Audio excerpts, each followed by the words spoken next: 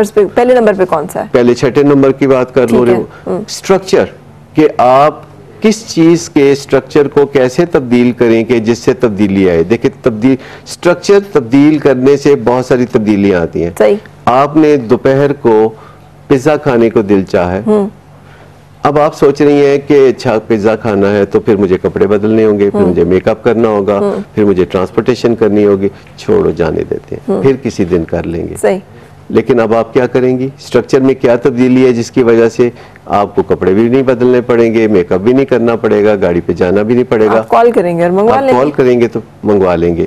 तो इसे हम स्ट्रक्चर कहते हैं। मसलन अगर आपके किचन में वेट मशीन पड़ी हो, या आपकी वेट मशीन जो है वो आपके घर के किसी दूर अफ्तादा छुपे हुए कोने में पड़ी हो, तो आपका डेली वजन करना किस सूरत में मुमकिन होगा? सामने हो, आंख ओझल पहाड़ ओझल हम कहते हैं, ठीक है ना। अच्छा, इसी तरीके से बहुत सारी तब्दीलियां, मसलन अगर आपकी जो एक्सरसाइज मशीन है सही, वो आपके घर में ही मौजूद है कि इन केस बारिश हो रही है और आप बाहर नहीं जा सकते, तो आप घर में ट्रेडमिल रख लेंगे।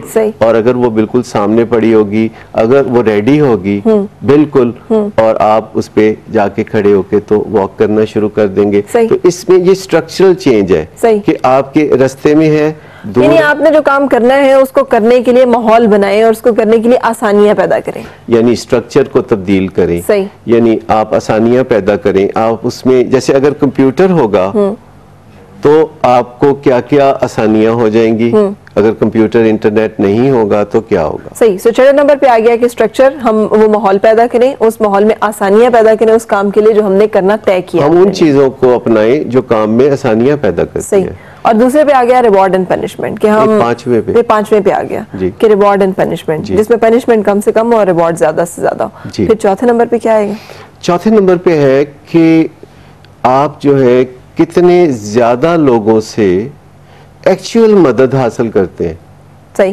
कितने ज्यादा लोगों से, आपने वजन कम करना है तो आप कितने ऐसे लोग ढूंढते हैं जो वजन कम करने में मदद दे सकते हैं, इस वजह से कि उन्होंने खुद वजन कम किया है। वो वजन कम करने में मदद दे सकते हैं कि वो आपको साथ वॉक पे ले जा सकते हैं, वो वजन कम करने के टिप्स दे सकते हैं। ये जो लोग हैं, या अदारा है कोई जिसकी मदद से आप वजन कम करेंगे, अदारा है जिसकी मदद से आप सिगरेट नोशी छोड़ेंगे, कोई अदारा है जिसकी मदद से आप अपनी शादीशुदा जिंदगी को अच्छा बनाएंगे। सही। ये जो लोग हैं जो कि इनेबल कर सकते हैं, आपको इस काबिल बना सकते हैं, ठीक है, ये लोग हैं जो कि आपको इस तरफ ले जाने में मदद दे सकते हैं। मसलन हमने सोचा है कि हम अपने मुल्क को ईमानदार बनाएंगे, हम न्यूजीलैंड से मुआहदा करेंगे कि आप बहुत ईमानदार मुल्क हैं, हमें आप मदद दीजिए। क्या किया आपने, कैसे आपने ये सारा सिस्टम बनाया। इवन अमेरिका में अब आप शॉपिंग मॉल में जाते हैं, आप चीजें इकट्ठी करते हैं, ट्रॉली में डालते हैं और आप खुद ही जाकर कंप्यूटर में उसका बिल बनाते हैं, कंप्यूटर के जरिए आप बिल पे करते हैं, सामान लेके बाहर निकल जाते हैं, आपका किसी इंसान से वास्ता नहीं पड़ता। सही। तो जो ईमानियात है उसको आप क्या दर्जा देते हैं? ईमान क्या होता है? हमारा तो मेन फैक्टर यही है ना। तो आप मुझे बताइए कि ये ईमानियात अगर किसी मुआशरे में है कि वहाँ रेगुलरली लोग आते हैं, ट्रॉली में इतना सामान भरा है, 200 आइटम है, और वो फटाफट कंप्यूटर में। हमें अपने इर्द गिर्द ऐसे लोग जमा करने हैं जो हमें हमारे तय किए हुए जो टारगेट है, तय किया हुआ हमारा मकसद है, उसको हासिल करने में ज्यादा से ज्यादा मदद दे सके, ज्यादा से ज्यादा ताउन कर सके। ऐसे लोगों से राब्ता करना है सही, जो ये सब कर चुके हैं और हमें करने में मदद दे सकते हैं। सही। और उनका एक अमली तजर्बा है कि वो ये कामयाबी से कर चुके हैं और उनके पास ऐसा डाटा मौजूद है कि वो वाकई ऐसा कर चुके हैं। जब आप किसी से राब्ता करते हैं तो आप पता करते हैं कि इसका पास्ट रिकॉर्ड जो है सक्सेस का वो है क्या। बिल्कुल सही। चौथा नंबर ये हो गया। तीसरे पे क्या होगा? तीसरे नंबर पे ये होगा कि आपके सामने कोई एक रोल मॉडल या बहुत से लोग क्या कर रहे हैं। सही। मिसाल के तौर पर ये रिसर्च में पता चला कि किसी शख्स के वजन ज्यादा होने में सबसे बड़ा जो फैक्टर है वो ये है कि उसकी जिंदगी में कोई मोटा इंसान है कि नहीं, उसका कोई दोस्त या बॉस या बीवी या खामद। अच्छा, ये सबसे बड़ा फैक्टर है। अगर वो मोटा है तो रुझान है कि ये भी मोटा हो जाएगा। जी, एक बंदा जो बचपन का दोस्त है या बीवी या खामद या बॉस, एक बंदे का इतना असर है, और दूसरे नंबर पे है कि अमूमन उस मुआशरे में लोग मोटे हैं कि नहीं। जैसे अमेरिका में लोग मोटे हो रहे हैं क्योंकि अमूमन वो मोटे हैं। सही। तो अब मोटा होने में वो जो एक कबाहत नजर आती थी वो नहीं रहेगी। सही।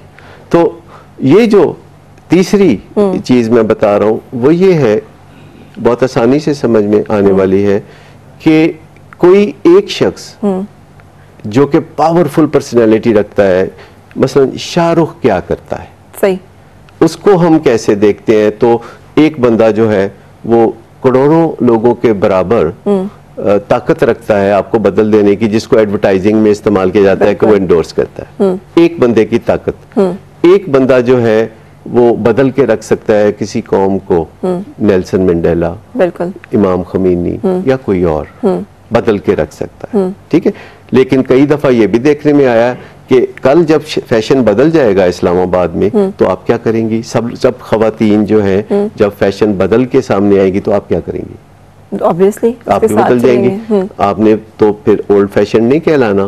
तो जब मुआशरे में एक रुझान होता है, एक तशद्दुद का रुझान होता है, और वो तशद्दुद का रुझान सिर्फ उन लोगों में नहीं होता जो सियालकोट में 2 मासूम बच्चों को मारते हैं, ये भी वो है। और वो जो सुबह सवेरे 6 बजे 7 बजे ये काम हो रहा था, तो अमूमन क्रिमिनल किस्म के लोग या बुरे लोग उस वक्त सोए होते हैं। ये नेक लोगों के जागने का वक्त है। लेकिन उस वक्त माहौल ऐसा पैदा हो गया कि नेक लोगों ने समझा कि वो कोई नेक काम कर रहे हैं, जबकि वो नहीं कर रहे थे। फिर हमारे मुआशरे में ये तशद्दुद का रुझान कोई एक जगह नजर नहीं आता। आपने कभी बेरहम एहतसाब की बातें सुनी? खाली एहतसाब काफी नहीं, बेरहम एहतसाब। क्या कभी आपने देखा कि हमारे यहाँ एक बहुत बड़े बात करने को अच्छा समझा जाता है, एक्सट्रीम बात करने को? देखे ना, हमारे मुल्क में ऐसा भी हुआ पिछले दिनों, इनकलाब, खूनी इनकलाब की बातें। बाज़ बिल्डिंगें जो 24 मंजिला थी उनके खिलाफ फैसला हो कि इनको मिसमार कर दिया जाए, जमीन बोझ कर दिया जाए। देखिए, उन ईंटों का, पत्थर का कोई कसूर नहीं था जिस पे हथौड़े चले।